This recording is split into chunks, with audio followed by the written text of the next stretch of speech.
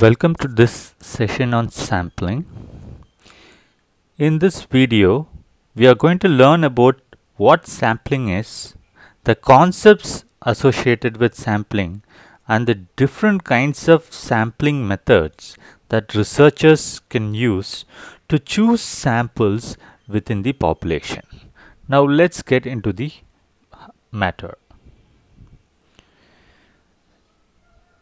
Sampling is a procedure of selecting a sample from the population. Population needn't mean only people. Population can be anything. If you are conducting a survey among people, people are your population. For instance, if you want to study the effects of social media on people, especially on Indian social media users, then all the social media users in India are your population. Since you cannot always choose all the samples within the population, you have to, more often than not, resort to some kind of sampling method to choose a part of the population for the study. This act of choosing only a part, small part from the population is called sampling. And the number of samples chosen for the study is called the sample size. There are different methods using which you can choose samples from the given population. These are called sampling method. That is the method you employ to choose the sample. Now, what is census sampling?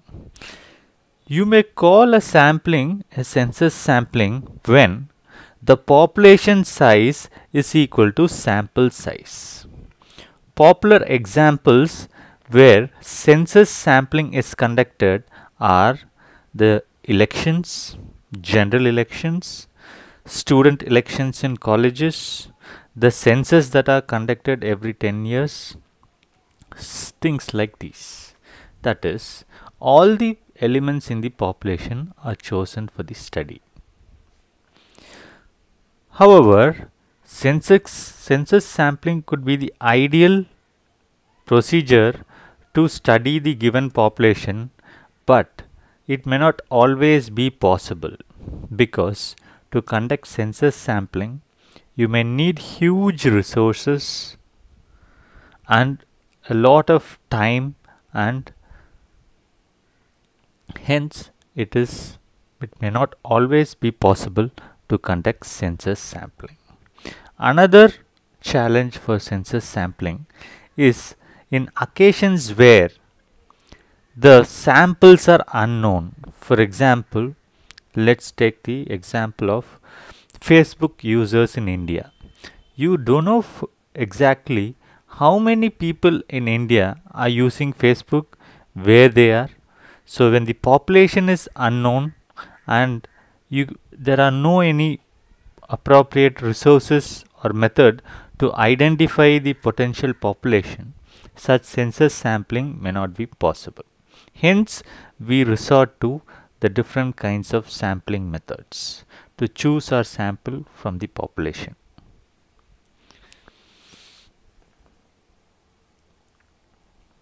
Sampling methods are broadly divided into two. They are probability sampling and non-probability sampling. In probability sampling, every element in the population has a non-zero chance of getting selected, whereas in non-probability sampling, it is based on your subjective judgment. So you cannot say that always every element will have a fair chance of getting selected. First, let us look at the probability sampling methods. Under probability sampling methods, you have simple random sampling, systematic sampling, cluster sampling, and stratified sampling. Simple random sampling is ideal for small groups of population. when the population size is known and it is small, this may be the most ideal method for sampling. That is, let's say there are 30 samples within this population. Now you have to choose, let's say, 6 samples. The sample size is going to be 6. You have to randomly choose 6. When you say you have to randomly choose 6 out of this 30, it means that there should not be any kind of bias. Each and every element in this population should have an equal chance of getting selected. So, you will adopt some method to choose 6 out of this 30. Most popular examples is writing names in sheets and putting them in a bowl and choosing them, or assigning them some random numbers and randomly choosing 6 numbers out of them. There are such popular methods of simple random sampling. Though simple random sampling would be the most ideal method of sampling because it will be representative, it may not always be possible because the challenges are the sample size may not be small, always small, the population may not be known. Such kind of challenges makes it very difficult for simple random sampling method to be employed. However, when this population size is small and known, this could be the best method of sampling that can be used. The second type of sampling is called systematic sampling method, whereas in simple random sampling, you would randomly choose elements from a given population, but in this method there is a systematic approach that is used. The first step in systematic sampling is to arrange the elements in the population using any order. It can be according to the height, it can be according to any parameter. Any parameter can be used to arrange them in an order. Once that is done, then the nth element can be chosen. It can be the first, it can be the second, third, fourth or fifth element. Accordingly, it should depend on how many samples you want to choose from this population. In this population of 30, we want to choose 6, so we choose the 4th, 9th, 14th, 19th, 24th and 29th elements in this order. Stratified sampling. Strata means group. Like in the systematic sampling procedure, you order them in some using a parameter. In stratified sampling procedure, you divide them into group based on any parameter. It could be based on gender, it could be based on a geographical barrier, a border, or it can be any other kind of parameter that can be used to group these random samples within the population. Let's say you have formed 6 groups using this population. Each of the group has 5 elements. Now, you can use a simple random procedure to choose, or a systematic procedure to choose elements within each of these groups. You need 6 people from this 30. There are 6 groups here. So, within each group, you will use a random procedure to choose one so that you can have 6 samples out of this total population. Next method is called the cluster sampling. Similar to stratified sampling method, this method also starts with grouping people from the population. Here you have 5 groups.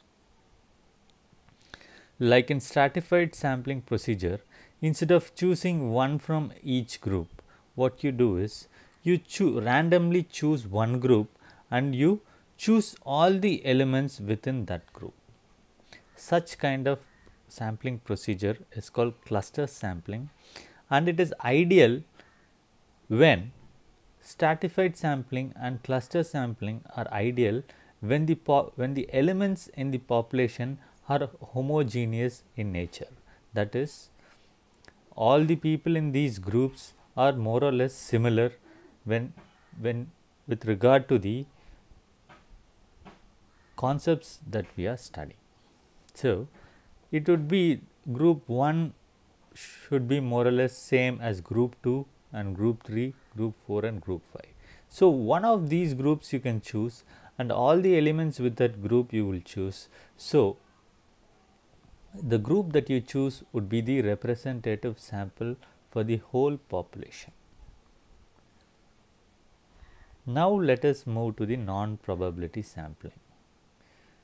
In this method, you cannot say that each of the elements in this population will have a fair chance of getting selected. In probability sampling method, each of the element in the population has a fair chance of getting selected. Here, some elements in the population may not get any chance of getting selected. Because of this reason, it may not always be a representative sample. That is, the sample that you have chosen, you cannot say like out of the Indian population, a certain number of percentage support BJP, a certain number of percentage supports Congress. Let us say the electorate has 100 crore electorates are there. You do not know how much support BJP, how much support Congress. If you have chosen 1000 people out of them using a non-probability sampling procedure and you have found out that 60% support BJP and 40% support Congress, now you cannot say that out of the sample 60% favor BJP, hence the population also 60% favors BJP, because it is not a representative sample. This sample is not chosen from a probability sampling procedure. Hence, you cannot generalize results. The first method in non-probability sampling is the convenience sampling. In this method, you choose samples based on your convenience. You need a lot of respondents for your study. You will go to a place where you will easily find potential respondents for your study. So, it is based on your convenience. Popular examples for convenience sampling are you may have come across surveys conducted at the entrance of colleges, malls and cinema halls where you can find large number of respondents passing by. For example, you want to find the results or the impact of a particular movie on the audience. The most ideal place would be when cinema viewers are exiting the cinema halls after viewing the movie. So, you would go to the entrance of the cinema halls and you will catch people who have just watched the movie and coming out. So, this is based on your convenience. You would have also seen television conducting interviews. For example, a new law is passed and the television channel is covering the impact of the new law passed. So, you would find reporters on the TV interviewing just people on the street. They would randomly go to a place, find people and they would be interviewing them and they would be broadcasting it. Such kind of sampling which is not based on any kind of probability sampling methods like random sampling, considering the whole population and judicially choosing among them, such kind of haphazard sampling method is called convenience sampling. Next type of sampling method is purposive sampling. Now, each of these sampling methods would be ideal for certain kinds of study. For example, if you are studying a certain kind of study or certain kind of concept, one of these methods would be appropriate. For example, as I have said, if you want to analyze the impact of a movie, or if you want to write a movie review, or if you want to rate a movie, the best sampling method that you can choose is your convenient sampling method instead of a simple random sampling method. Now let us see in which case purposive sampling method would be the ideal one. Such purposive sampling method is done with a purpose in mind. For example, let us say you want to study the causes that leads to social media addiction. So, instead of doing a random sampling of social media users, if you do a random sampling of social media users, some may be very active on social media, some may not be using social media much, for example Facebook much or WhatsApp much, some may be moderately using, some may not be using the social media at all. If you do a random sampling, there is a high chances of you getting non-active social media users, non-users of social media. So, but what you want to study is the causes of social media addiction. So, you may go to a population, but you may meet a lot of people, but you will want to choose, you will be asking people how much do you use social media. You would only want to choose people who say that I use social media a lot. So, that will help you study the causes of social media addiction. Hence, the sampling will be done based on your purpose in mind. Here in this example, the purpose is to choose people who are very active on social media applications. Now, let us move to quota sampling. In this method of sampling, you select people non-randomly based on some fixed quota.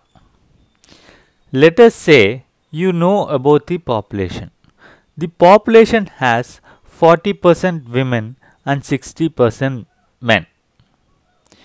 Now, if you want to choose 100, for example, in your university, you know that you have, let us say, for example, you have 40% girl students and 60% boy students. Now, you want to choose 100 samples. So, you will go to the entrance of the university. As students pass by one, you will start interviewing them for your study. You will continue taking in respondents till you get 40 women and 60 men. Let's say you have already got 60 women.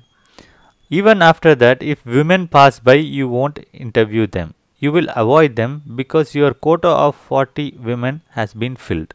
So, even after that, if girls come, you will avoid them and you will be looking out for boys till you reach 60 boy students. Such kind of sampling is called quota sampling. Within quota sampling, you also have non-proportional quota sampling. For example, in your university, you may have, let's say, 40 women, 55 men and 5 transgenders, 5% of transgenders. Now you want to choose 100, but your percentage that you want to choose may not be proportional to the actual percentage in this population. If you go by actual percentage, you have 40% girls, 55% boys and only 5% transgenders. So, if you have to go by the population percentage out of the 100 sample, you may want to choose 40 girls, 55 boys and 5 transgenders. But in this sample, the transgenders are underrepresented. Let's say you are studying an issue that are very much concerned with transgenders. Then choosing such kind of proportional quota sampling may not be ideal. Instead, you may want to choose 35 men, 35 girls, and 30 transgenders, which is not proportional to the actual population. You will continue doing the survey until you reach this quota that you have given, which is not proportional to the population. Such kind of sampling is called non-proportional quota sampling.